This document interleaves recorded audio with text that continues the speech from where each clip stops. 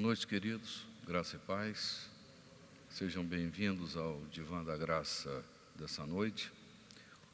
Nós vamos dar continuidade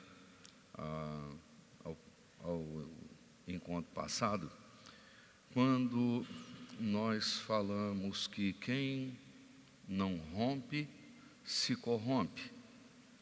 O passo seguinte de uma pessoa que não consegue romper na sua vida é acabar se corrompendo, afetivamente, emocionalmente e até financeiramente. Seu destino estará comprometido. Então é importante o nosso rompimento com os processos da nossa vida. A estagnação é um grande perigo, um grande aborto para o destino. Então, eu vou dar seguimento a esta linha de pensamento e quero me utilizar do texto que nós utilizamos como texto base da semana passada. Quero pedir que você me acompanhe. É o texto da primeira carta de São Pedro, capítulo 1, versículo 13, que diz assim: portanto, estejam prontos para agir, cingindo os lombos do vosso entendimento. Sede sóbrios e esperai inteiramente na graça que se vos ofereceu na revelação de Jesus Cristo. O tema da mensagem de hoje é agendas atrasadas. Agendas atrasadas. Nós estamos lendo o texto de um judeu chamado Pedro, que ele se utiliza de uma prática anual, que é o ritual da passagem, ou a Páscoa, o Pessá, para instruir a igreja naquele momento da história. Muito bem. No ritual da passagem, quando Israel está saindo do Egito para a terra da promessa, no dia da Páscoa, o Senhor orientou a nação de Israel que cingisse os lombos. Esse era um ritual de todo guerreiro, de todo homem de jornada, para firmar bem a sua coluna e manter ereto o seu corpo, a fim de que na sua caminhada ele pudesse suportar a longevidade da caminhada, suportar com segurança. Ele cingia o lombo para proteger o seu corpo naquela caminhada. O que Pedro está dizendo é que a igreja precisava aprender a cingir os lombos da mente, porque ele está fazendo uma comparação daquela preparação para a caminhada com a caminhada diária de cada cristão. Ele diz: no tocante a vocês agirem, cinjam os lombos da mente de vocês. Ou seja, nossa mente, ela precisa estar em ordem, bem equilibrada, bem definida. Se interiormente você estiver desarrumado, você estará desarrumado pelo lado de fora. Você precisa estar pronto e arrumado pelo lado de dentro. As coisas começam a funcionar do lado de fora quando elas estão funcionando bem pelo lado de dentro. Você precisa pôr ordem no seu interior, precisa ordenar devidamente, mapear devidamente o seu interior, ou você será um ser perdido pelo lado de fora. A sua jornada estará comprometida quando você está desalinhado pelo lado de dentro. Então precisa pôr ordem nos seus pensamentos. Por isso São Pedro faz a sugestão de você cingir os lombos da sua mente. Não é que a mente tem um lombo, é que mentalmente você precisa estar preparado para a jornada. Nossos maiores problemas não estão no dia a dia. Nossos maiores problemas estão do lado de dentro no dia a dia. É como nós estamos nos arrumando por dentro ou nos desarrumando por dentro que nós vamos enfrentar as mais fáceis ou as mais difíceis batalhas. Eu já tenho dito que a maior batalha que você enfrenta, ela estará entre suas orelhas, bem aqui, na região do seu cérebro. É aqui, nestas energias que brotam do seu cérebro, é na mente da gente que nós vamos encontrar as nossas maiores batalhas. O vencedor e o perdedor, eles antes de vencer ou perder, eles venceram e perderam dentro de suas mentes.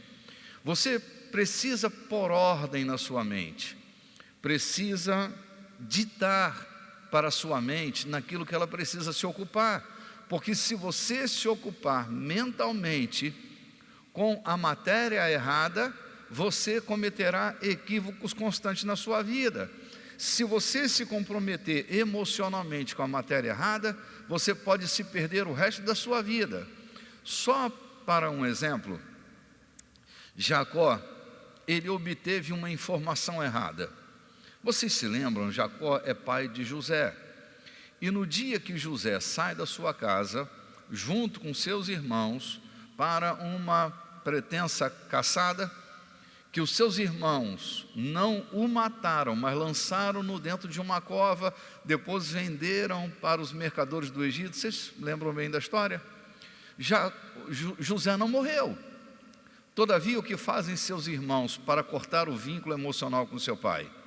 Eles pegam a túnica colorida de José, a túnica que seu pai havia lhe concedido, eles tingem aquela túnica de um sangue de animal, um sangue de uma ovelha, e vão até a casa de Jacó apresentar para Jacó a morte do seu filho. Diz, bom, nosso irmão morreu, ele foi devorado por uma besta fera, e aqui está a prova de sua morte, a sua túnica tingida com seu próprio sangue. Quando Jacó olha para aquela túnica tingida pelo sangue do animal, ele faz uma declaração emocional. Ele diz, a besta fera matou meu filho está morto, eu estou de luto. E de luto Jacó ficou anos a fio. José estava vivo e Jacó de luto, uma informação errada. Agora, pense comigo, quando é que Jacó se desalinha interiormente? Porque Jacó, você se lembra da profissão de Jacó? Qual era a profissão de Jacó? Pastor de ovelhas. Jacó, durante toda a sua vida, cuidou de ovelhas. Ele sabia distinguir o sangue de uma ovelha de um sangue de um ser humano. O cheiro, a textura é muito diferente. Todavia, a informação que ele recebe acaba criando um bloqueio na sua mente, porque a leitura daquele material, ela é feita com uma forte carga emocional, e ele perde o sentido dele e acaba fazendo uma interpretação emocional de um fato que era simples dele resolver. Ele olhou e disse, não, essa túnica fui eu que dei para José, mas o sangue que está nela não é de José, é de um animal. Mas a pancada foi tão forte sobre o coração dele, que ele faz uma interpretação equivocada. José não está morto, mas Jacó está de luto. Quantas vezes, gente? Porque estamos decidindo, por um agir extremamente emocional,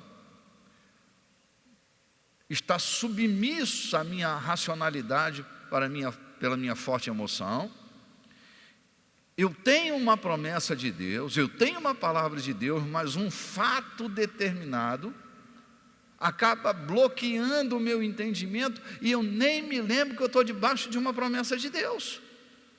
Eu me desalinho, eu me desarvoro, eu me angustio, porque os fatos à minha volta parece que tem uma declaração muito mais forte na minha emoção do que a palavra que saiu da boca de Deus para a minha vida.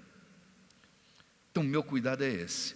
Se você não tiver com a sua mente bem ajustada, se você emocionalmente não estiver muito bem equilibrado, você corre o risco de ter o seu futuro comprometido, chorar a sua vida inteira por um fato que não aconteceu.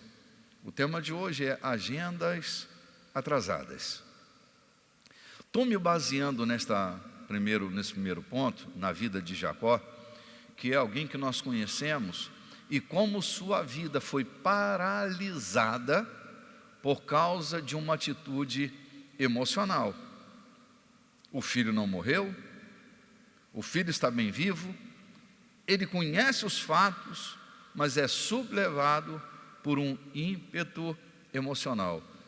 Cuidado, gente, quando nós estamos na linha do nosso destino, averigue racionalmente as coisas.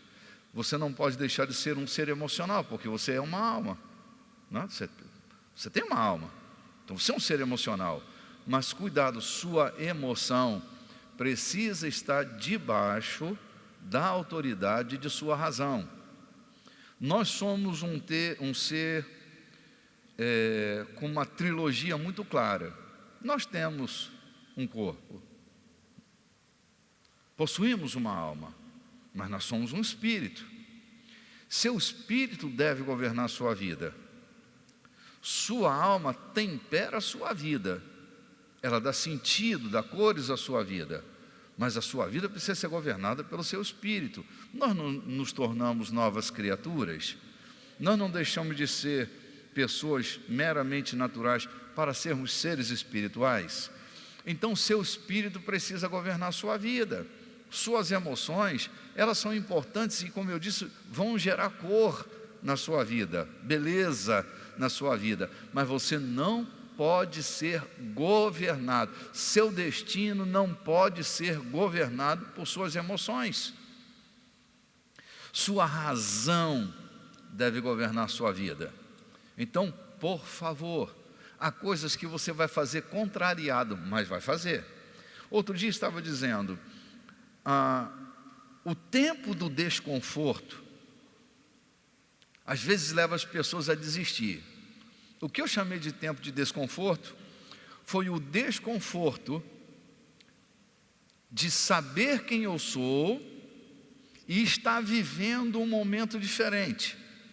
Então, eu preciso viver na dimensão do que eu sou e não do que eu estou. Esse desconforto entre o tempo futuro e o tempo presente, as informações que eu tenho dentro de mim, elas são tão importantes que, se no momento de fragilidade eu não sustentar com força as coisas que devem governar a minha vida, eu saboto o meu destino. Tipo, eu sei que eu sou mais do que vencedor em Cristo Jesus. Isso é um fato para você? Então imagina só, eu estou certo de que eu sou mais do que vencedor em Cristo Jesus, mas pode ser que naquele momento específico eu esteja vivendo uma vida de extrema fragilidade. O que eu estou chamando de tempo de desconforto é este saber que eu posso todas as coisas naquele que me fortalece, de que eu sou mais do que vencedor em Cristo Jesus, e a realidade presente. A realidade presente pode impedir a minha caminhada. Israel estava debaixo de uma promessa de Deus: sai do Egito para Canaã. Todavia, o desconforto daquela mentalidade de escassez, dos escravos que eles estavam sendo, para a mentalidade de liberdade, eles estão completamente desajustados, estão rumo à liberdade e ainda sofrendo a manipulação do tempo da escassez na vida deles. Imagina que, se eles tivessem perseverado, eles tinham entrado na terra da promessa. Lembra que o deserto virou uma só sepultura, porque engoliu todos os israelitas que viveram sobre a força do espírito da escassez, porque eles não romperam. Então, logo, quem não rompe se corrompe, e foi por um estado de corrupção. ao invés de caminharem no nível da promessa, e só 2 deles andaram no nível da promessa, que foi Josué e Caleb, foram os únicos que entraram na terra da promessa. Então, o desconforto é tão grande que a maioria das pessoas que nós conhecemos vai desistir no meio do caminho. Entre a promessa de Deus para a vida delas e os desafios do dia a dia, elas vão ceder à pressão do dia a dia, e ao invés de romperem, vão se corromper. Então, atenção total, porque você migrou do estado de uma alma vivente para um espírito vivificante. Você está caminhando hoje num novo padrão de vida. Vou te dar um outro exemplo interessante. Abra sua Bíblia se você deseja acompanhar. No capítulo 24 de Lucas, acontece uma caminhada muito interessante. Há 2 discípulos, Lucas 24, a partir do versículo 18. 2 discípulos, eles estão vivendo uma experiência. Jesus havia sido morto, eles presenciaram a morte de Jesus, e no dia seguinte, eles saem de Jerusalém, levando uma informação: Jesus morreu. Só que no dia seguinte, ou seja, 2 dias depois, eles estão indo para Emaús, e um deles chama Cleopas. Cleopas, está aí na tua Bíblia. No livro de João, diz que Cleopas era tio de Jesus. Cleopas era marido da irmã de Maria, mãe de Jesus, que também estava no pé da cruz, vendo a crucificação. Lá tinha as 3 Marias, lembra das 3 Marias? Maria, mãe de Jesus, Maria, mulher de Cleopas, ou Clopas, né? Em alguma versão pode estar escrito Clopas, e Maria Madalena, as 3 Marias. Maria, mulher de Clopas, era tia de Jesus, irmã de Maria. Logo, Clopas era meio tio de Jesus. Os laços afetivos eram tão estreitos, e a morte de Jesus na cruz foi tão impactante, que tudo que ele carrega dentro dele é o passado de um Jesus crucificado. E ele vai andando no caminho de Emaús com esta agenda: Jesus morreu há 2 dias atrás. Só que naquele mesmo dia, Pedro e João vão até o sepulcro. Jesus já havia ressuscitado, e eles estão com uma agenda de 2 dias atrás, caminhando com a dor e com o sofrimento, principalmente por causa da familiaridade de Clopas, que era tio de Jesus. Ele vai carregando aquela informação que o machuca toda hora que pensa. Aí, um andarilho se aproxima deles, de Clopas e de seu amigo que ia para Emaús. E esse terceiro personagem começa um diálogo, né? O que está acontecendo? Vocês estão com semblante caídos? O que passa na vida de vocês? E eles começam a dialogar. Clopas diz: Clopas é tio de Jesus, viu o menino crescer, viu o menino se tornar homem. Sua mulher estava aos pés da cruz, mas aquela imagem da crucificação está tão tatuada na mente de Clopas, que Clopas, o único argumento de Clopas era a dor do sofrimento de 2 dias atrás. E ele não consegue ver o personagem que está do lado dele. Ele anda, caminha, e num determinado momento,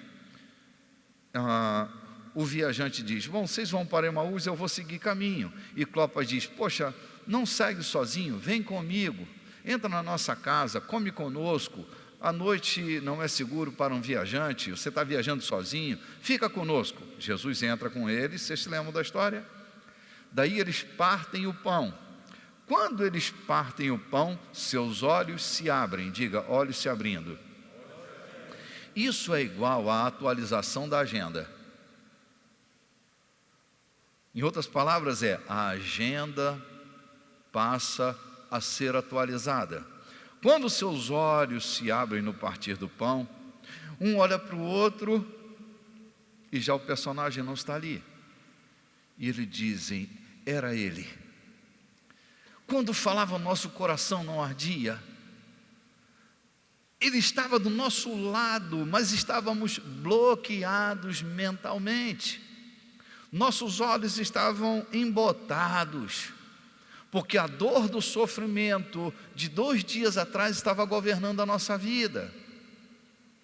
Sabe, gente, não é muito diferente com a gente. Às vezes, nós estamos vivendo o dia seguinte com imagens de 2 dias atrás, agendas atrasadas.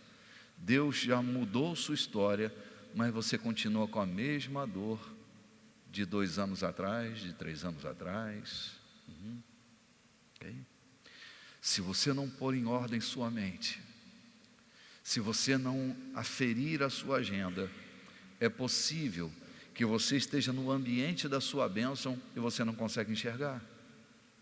Você está vivendo no tempo que Deus mudou tudo por causa de você e você não consegue ver.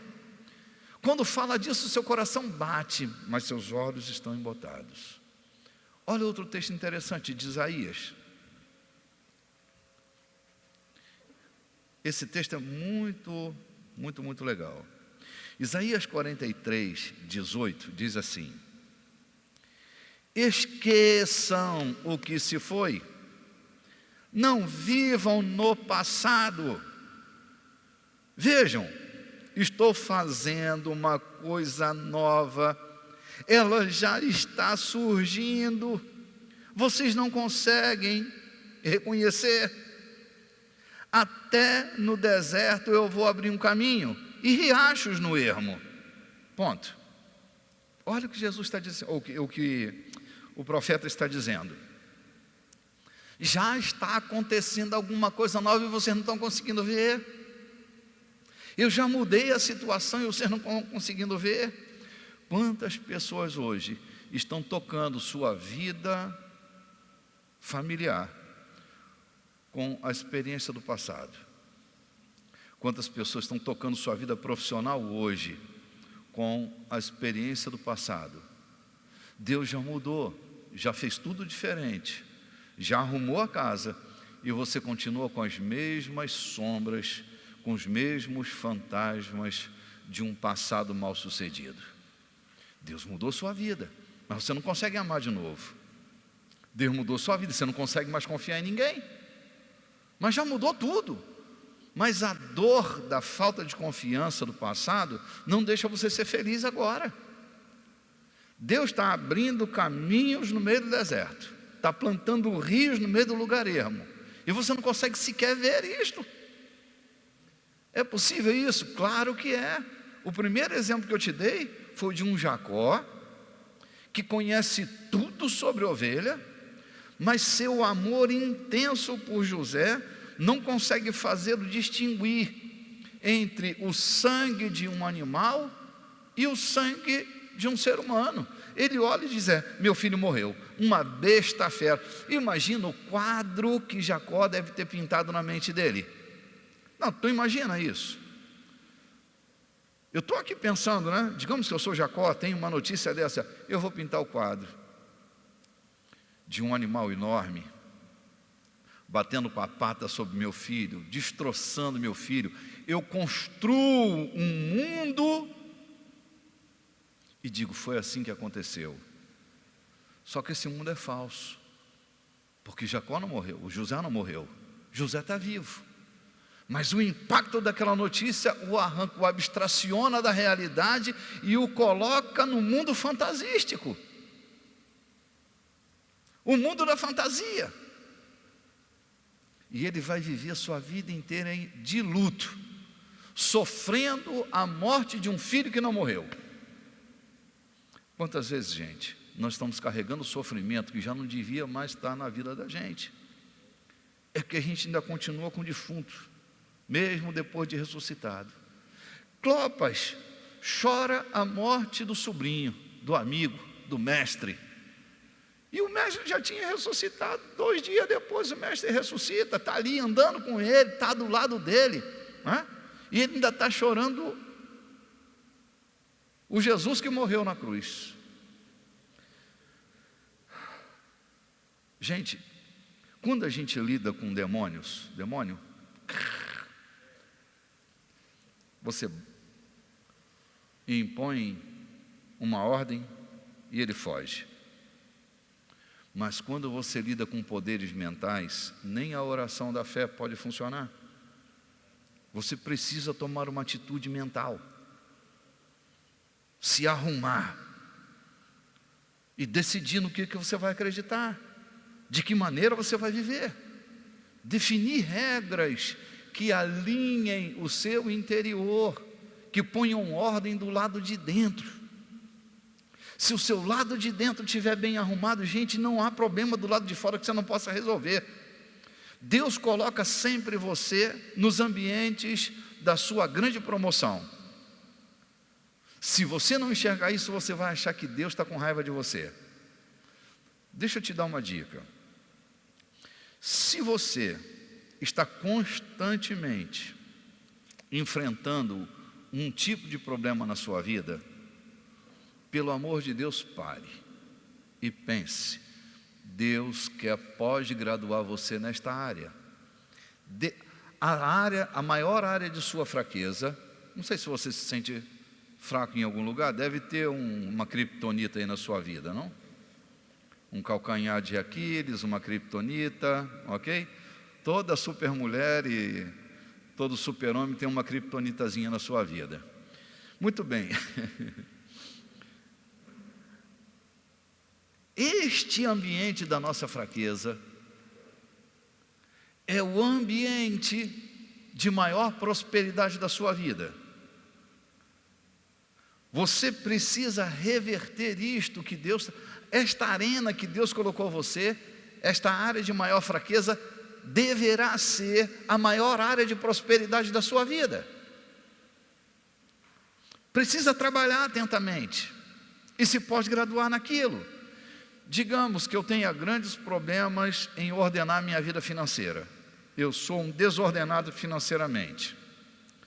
Desconfie que Deus quer fazer de você o cara mais próspero da sua comunidade. É sempre batendo com a cabeça e voltando, batendo com a cabeça e voltando. Desconfie, alguma coisa precisa ser realinhada nesta área. Nossas áreas de promoção, normalmente a gente apanha muito naquela área. Mas não espere 200 anos para que isso aconteça. Você pode começar hoje ordenando sua vida financeira. Precisa se desvencilhar dos fantasmas. Precisa se posicionar de maneira diferente. Precisa reinar sobre esta área. A sua área de fraqueza pode ser a área da sua maior prosperidade. Na área onde eu me sinto mais revoltado, você se sente revoltado em alguma área da vida aí? Na área que eu me sinto mais revoltado, esta deve ser, normalmente eu sinto o cheiro, né?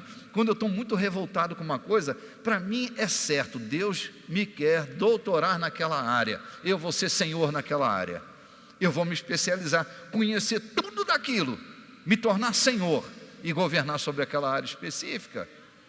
Eu não preciso levar um fracasso para o resto da minha vida. Eu preciso me reposicionar, entender que se eu sou fraco nesta área, isso não significa que eu sou um filhote de catraio, né? Catraio aqui na região nordeste, na região sudeste será uma galinha da Angola. Estou fraco, né? Eu não preciso pegar esta sentença e viver uma morte. Isso pode ser um trampolim para a maior área de sucesso da minha vida. Olha, eu comecei minha vida como pregador no maior fracasso de comunicação. Para mim era a maior tragédia. Eu e Eliel pregamos muito na minha adolescência, era uma tragédia para mim. Ele sempre foi saidinho, eu uma tragédia na pregação. Um fracasso total, imagina você. E é fato. Falando a verdade, não é isso mesmo, cara? Eu era um fracasso na pregação, mas eu tinha uma certeza do meu chamado para apacentar o rebanho de Deus. Ah, meu irmão, eu peguei o meu fracasso e massacrei ele. Sabe o que eu fazia? Eu ia pregar dentro do presídio, na ala dos malucos, que eles não riam de mim. Enquanto eu pregava, eles ficavam comendo mosquito, né? Eu já contei para vocês, mas a maioria de vocês talvez não tenha ouvido. A minha primeira pregação, eu tinha 3 meses que eu estava na igreja.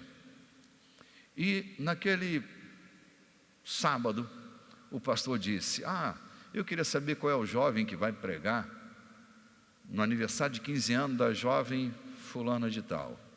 Eu fiquei esperando os mais velhos, ninguém levantou a mão. Sabe o que eu fiz? Eu me expus à minha área de fraqueza. Você fica se escondendo, nunca vai resolver seus problemas. Se você quer resolvê-los, se exponha à sua área de fraqueza e trate de resolvê-la. Não fica fingindo de conta que não existe. Compreende? Tu compreende, irmã? Tu compreende, hermano?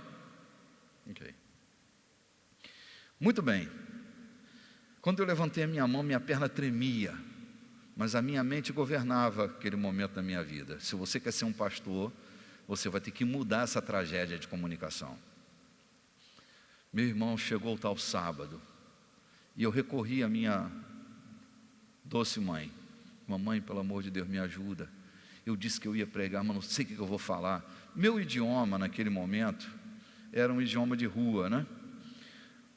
Eu sabia falar algumas palavras. Meu dicionário era muito curtinho, era só pô. Pô podia ser muita coisa, né? Carioca não tem um pô? Pô, rapaz, pô aí, pô, tudo é pô. Pô. E era isso aí, sabe, pô, legal, maneiro, bacana. Pronto. Com essas palavras eu já comunicava-me com minha tribo. E agora eu estou na igreja, recém-chegado, caio de paraquedas, no corpo de Cristo. Os irmãos vestiam terno, rapaz. Eu nunca botei um terno na minha vida, era sempre um tamanco, uma calça jeans velha, azul desbotada. E lá foi eu. Botei um palitozinho, uma calça de brim, o terno batia, fazia assim, tergal nervoso, né? Sapato no pé, e eu estava ali, um monte de gente me olhando como vocês. E como minha mãe disse, ela disse: o Espírito Santo vai encher a tua boca. E eu acreditei naquilo, na simplicidade disso. Não é que ele não enche, mas na simplicidade do meu raciocínio, eu ia abrir a boca e o Espírito Santo ia pegar minha língua, ok? Era o que eu acreditava, gente. Talvez você, claro, você é mais inteligente que eu, mas naquele momento minha mente ainda era muito fraquinha, era assim que eu acreditava. Decorei o Salmo, abri a Bíblia no Salmo, e foi hilário aquele dia, né? Porque eu não queria que a hora chegasse. Eu queria que na verdade, eu queria que eles não se lembrassem de mim. Mas o irmão que estava dirigindo o culto fez aquela introdução. Eu disse: rapaz, está esquecendo do pregador. Graças a Deus, vou passar em branco, né? Pelo menos passei como pregador, que eu estava lá, mas não me chamaram. Mas ele me chamou, ainda me chamou de jovem Renato. Na igreja tem negócio jovem. Jovem, ei jovem. Aí lá foi o jovem. Meu irmão, que horror. Uma suadeira, olhava para os irmãos olhavam para mim. Era a pior fraqueza da minha vida. Pior. Abri a Bíblia, eu falei: paz do Senhor, irmão. E minha mãe tinha me ensinado: meu filho, quando você estiver com medo, ora. Eu disse: gente, vamos orar. E eu doido, todo mundo fechou o olho, eu doido para ir embora, todo mundo de olho fechado. Mas eu disse: não, eu vou ter que ficar aqui. Eu vou ter que vencer esse medo. Aí quando os irmãos abriram o olho, lá estava eu disse: gente, vamos ler o Salmo. Nem me lembro o Salmo qual foi agora. Aí li o Salmo. Aí estou esperando o Espírito Santo encher minha boca. Eu estou falando do desconforto. Até que você se torne aquilo que você é de fato, o momento de desconforto é tentador. Eu queria ir para tudo que é lugar, até para o inferno, mas eu queria sair dali daquele lugar. eu estava morrendo ali, cara, asfixiado. E eu dizia, pois é, né, irmão, o Salmo falou, né? Então, se o Salmo falou, está falado, né? Se o Salmo falou, está dito, né? Então, é assim que é. Glória a Deus. Já tinha aprendido uma meia dúzia do evangeliquez. Amados, glória a Deus, sangue carmesim, essas paradas aqui a gente é, né? Porque coberto pelo sangue carmesim, glória a Deus, é assim que o Salmo disse, amém? Glória a Deus, aleluia. Meu mano, aquilo foi um terror, até que um irmão salvou a minha pátria, um irmão Mazé levantou a mão e disse, jovem, com licença, eu meditei neste salmo esta manhã toda, é de Deus. Eu falei, com a palavra, nosso irmão aqui. Aí o irmão falou sobre o entendimento dele daquele salmo, e depois dele falar, ele disse, agora eu devolvo a palavra ao pregador da noite. Eu disse, mas meu irmão já disse tudo que eu ia dizer, em nome de Jesus, amém. Obrigado pela oportunidade. E ó, desci. Que eu desci, tinha um velhinho, ele ainda é vivo, eu vou evitar o nome dele aqui, que eu não sei se ele quer participar da história. Ele disse para mim assim, jovem, que mensagem linda. Aí eu pensei, mentiroso, não teve mensagem linda. Eu li um salmo, o salmo era lindo, mas não teve mensagem, não teve pregação. Cara, mas eu peguei aquela minha fraqueza e disse, eu vou matar você, eu vou destruir você, eu vou vencer, eu vou superar. Aí o pastor disse, olha gente, tem pregação lá no presídio, ninguém queria ir no presídio. Eu disse, conta comigo, e entrei para a escala. Meu irmão, eu podia errar, ninguém estava nem aí, o cara não podia ir embora mesmo, estava preso. Então, eu errei tudo que tinha que errar, eu me lasquei todo, eu fiquei com vergonha, eu chorei, eu imitei Jimmy Swaggart, eu fiz o diabo dentro daquele presídio. Sacudi a Bíblia, entendeu? Para impressionar os crentes, entendeu? Porque é o pecado. Fiz de tudo, meu irmão. Finalmente, aquela vergonha, aquele vexame, foi passando. Foi passando. Não é que hoje eu não sinta uns calafrios, de vez em quando eu sinto, só para me mostrar que eu sou humano. Mas ele não me domina mais. Outro dia eu estava me lembrando disso, e eu estava pregando para uma multidão. Tinha 50 mil pessoas. 50 mil pessoas. Tudo olhando para mim. 50 mil. Eu disse, Deus, Tu és maravilhoso. Tu tiraste do meio daquela lasqueira, da mentira daquele velho. Acho que o velho estava profetizando, né, não? Eu disse, meu Deus, como Tu fazes uma coisa dessa? Sabe por quê, gente? Eu me movi pela palavra. Não me movi pelas sensações, nem pelas emoções. Nós temos olhos traidores. Repeat, please. Nunca se esqueça disso. O que nos guia é a nossa visão. E nossa visão não está no olho, nossa visão está na mente. Hello, baby. Eu estou dizendo que sua visão não está no seu olho, sua visão está na sua mente. Seu olho, ele captura imagens e joga para ser codificada dentro da sua mente. Se você tiver uma lasqueira de um recalque aí dentro, vai ser segundo a ótica do recalque que você vai interpretar o mundo à sua volta. O Talmud diz que o mundo não é como nós o vemos. Ok?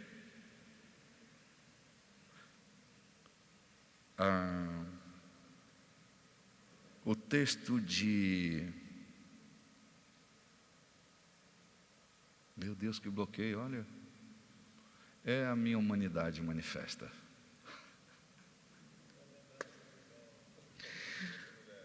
Estou me lembrando aqui do texto que diz assim, para o puro, Rapaz, eu vi que esse texto agarrado na minha mente. Para o puro, tudo é puro. E para o impuro, tudo é impuro. O que isso quer dizer? É que o interior define o que é puro e o que é impuro. É aqui, é na luz do que somos. Nós não vemos o mundo como ele é, nós o vemos como nós somos. Esta é a frase do Talmud. O Talmud diz que nós não vemos o mundo como o mundo é. Nós o vemos como nós somos. Então, a grande lente de interpretação do mundo sou eu e você, nosso interior. Portanto, a gente precisa eliminar essa dissonância de dentro de nós. Como fazer isso? Mantenha firme suas convicções, mesmo no meio das tempestades. As tempestades não podem abalar aquilo que você acredita. Sua fé deve decidir coisas na sua vida. A fé não pode ser só reativa, sabe? Um escudo de proteção. Haverá um momento que sua fé precisa ser a ponta da lança. Enquanto a sua fé é só um broquel de proteção, você terá um nível de afetação na vida. Mas quando a fé passa a ser a ponta da lança, ela muda a sua vida, ela muda seu destino. É Tiago, né? Tiago é que diz assim. Tiago, ele diz que a nossa vida é determinada pelo nosso interior. O impuro sempre vai ver impureza nas coisas. E o puro sempre verá pureza nas coisas. Jesus chega a dizer que se o seu interior for uma escuridão, você estará em plena treva. Mas é na luz do nosso interior que nós iluminamos as coisas que estão do lado de fora. Portanto, pelo amor de Deus, não comprometa seu destino, não se corrompa na sua caminhada, rompa. Repita comigo, por favor, mais uma vez. Quem não rompe, se corrompe. Portanto, você precisa romper.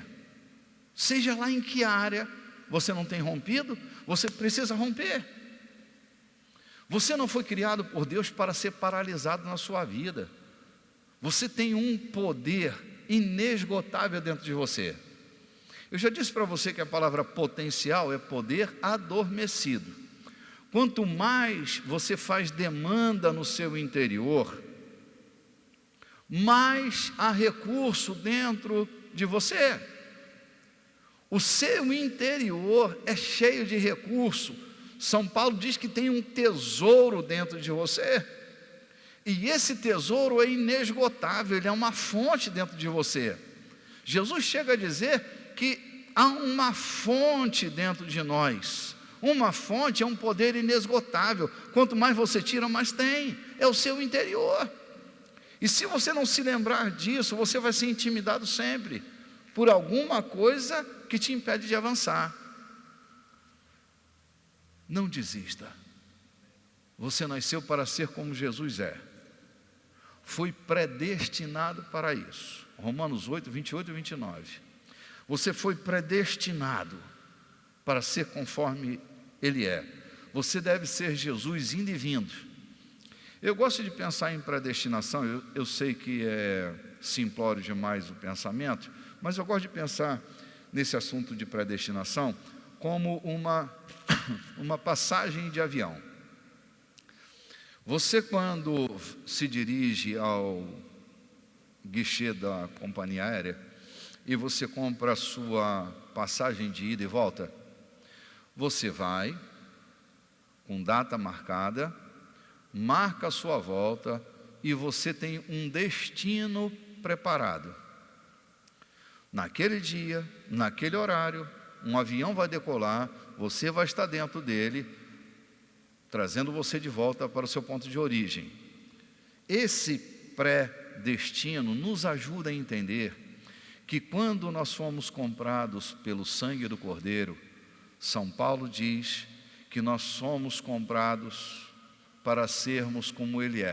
Predestinados para sermos como Ele é. Ou seja, você tem um bilhete, indo e volta, você é Jesus. Indo e vindo, você é Jesus. Ou seja, todo o teu interior está programado para você ser como Ele. Ou seja, um ser ilimitado. Não deixe as regras externas paralisarem suas maiores riquezas. Ainda está para nascer as soluções que Deus colocou dentro de você. Portanto, faça demanda no seu interior. Quando você receber um desafio, não fuja dele.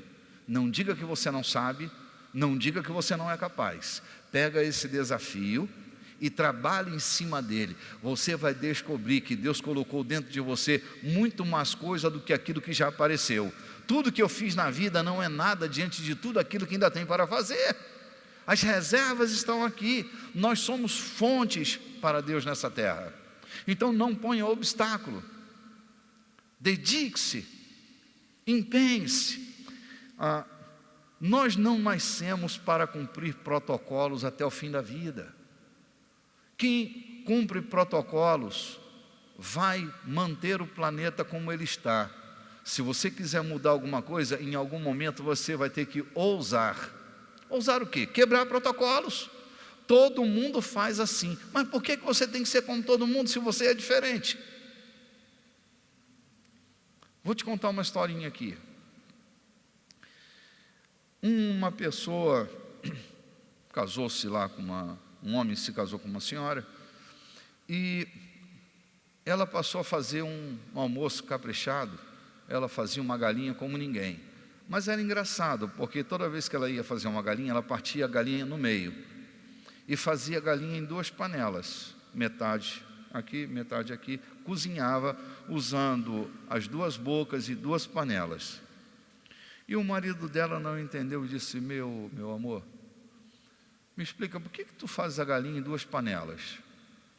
Eu disse: pai, não sei muito bem, eu sempre vi mamãe fazendo assim, eu repito sempre aquilo que eu vi a mamãe fazer. Ela disse: tudo bem. Aí foi a sogra e disse: minha sogrinha querida do meu coração, eu só quero você a 3 palmos do chão. Conta-me, por favor, por que é que a senhora, minha sogra, cozinha a galinha em 2 panelas? Ela disse: meu genro querido, eu não sei muito bem porquê, porque eu vi a mamãe fazendo isso a vida toda. Então, como eu vi a mamãe fazendo, eu passei a fazer. Aí ele disse: ok. E foi a vovó. Vovó, me explique uma coisa. Por que é que a senhora cozinhava a galinha em 2 panelas?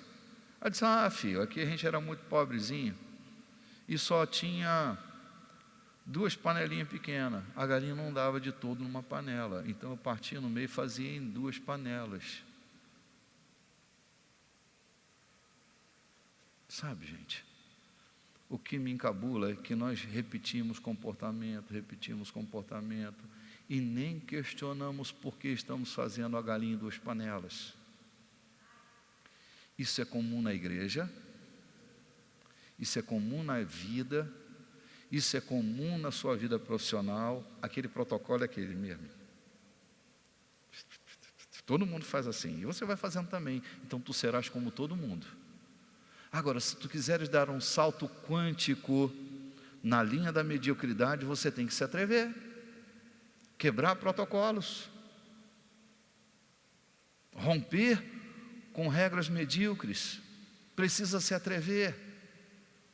Você carrega o potencial de mudar o mundo na sua área específica, o seu mundo, a sua área de afetação, e você quer ser como todo mundo. Tudo que você quer é repetir comportamento. Pelo amor de Deus, não leve seu tesouro de volta para aquele que deu o tesouro para ser esparramado na terra. Nós somos as riquezas de Deus. O que Deus colocou dentro de nós é para ser deixado aqui. Volte vazio, não volte cheio. Jesus, aos 33 anos, morreu completamente vazio. Ele deixou na terra tudo o que ele tinha que fazer aos 33 anos. Não ficou devendo nada a ninguém. Vou lembrar a você a história do Matusalém. Preste atenção nisso. Isso tem mudado minha maneira de pensar. Matusalém foi o homem que mais viveu. No mundo bíblico, Matusalém foi o homem que mais viveu na face da terra. Viveu 969 anos. 969. 969 anos. E morreu. Eu olho para a história de Matusalém e não vejo um acréscimo de coisa nenhuma ao curso da vida que Matusalém deixou. Matusalém não fez uma ponte, não plantou uma árvore, não cozinhou um cordeiro para os filhos dele, não conta nada da vida de Matusalém, só que viveu 969 anos. Em contrapartida, eu vejo um homem que morreu aos 33 anos, e aos 33 anos ele disse: está consumado. Repita comigo a palavra tetelestai. Tetelestai. Está consumado. Ou seja, tudo que eu nasci para fazer, aos 33 anos, eu cumpri minha agenda. Não deixei nada para trás. Pelo amor de Deus, não seja um Matusalém. Não viva 969 anos e não acrescente nada na terra. Viva 30, viva 50, viva 60 anos, mas que a sua vida transforme o ambiente onde você está. Que ao se lembrarem de você, se lembrem como um grande libertador. Porque é isso que Deus colocou dentro de você, poder de libertação. Dentro de você há um poder libertador para a sociedade. Entre por esse caminho, pelo amor de Deus, e traga livramento à terra. Não fique com uma agenda atrasada, reclamando porque as coisas aconteceram. Meu filho, se eu parasse para reclamar, tudo que aconteceu na minha vida não tinha saído do lugar. Se você não foi amado por sua família, se você não foi respeitado pelos seus amores, se você não teve uma boa referência familiar, se você não teve dinheiro para pagar sua faculdade, não dê mais desculpas. Não seja especialista em dar desculpa, porque você não vai ser bom em mais nada na sua vida se você se especializar em dar desculpas.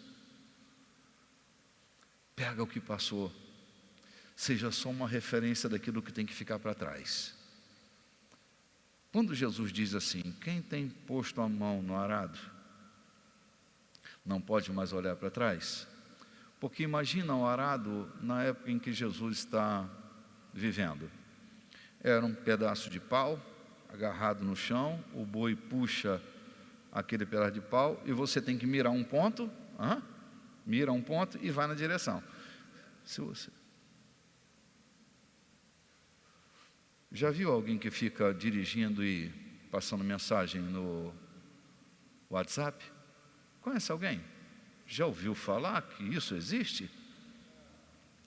Imagina que você está aqui, a estrada está lá e você está aqui no Zap. Acha que vai dar tempo e começa a acelerar. Quando você vê, a curva está em cima, o cavalo atravessou, a criança correu atrás da pipa e você está aqui no Zap. É isso que Jesus está falando. Você perde a noção de linha. Que o passado seja só uma referência daquilo que tem que ficar bem para trás. Vá para o seu futuro. Respira fundo. Não vale a pena. Deus está fazendo uma coisa nova. Mudou tudo para você. Mudou até a economia. Afrouxou os corações. Você pode entrar e ser feliz. Aí você fica olhando para trás e dá vontade de voltar. E quando você vê, você está mais perto do teu passado do que do teu futuro. Você não andou 1 milímetro este ano. Nós já estamos no dia de fevereiro de 2013. Dia 20? 2014, 2014. 19, agenda atrasada. Fiz isso para provocar vocês, agenda atrasada, né? Fiquei um pregador assanhadinho, né? daquele menino com medo, já fiquei até assanhadinho. Agora imagina, quantos dias já se passaram do primeiro dia do ano, daquele dia que tu tomou uma decisão de emagrecer?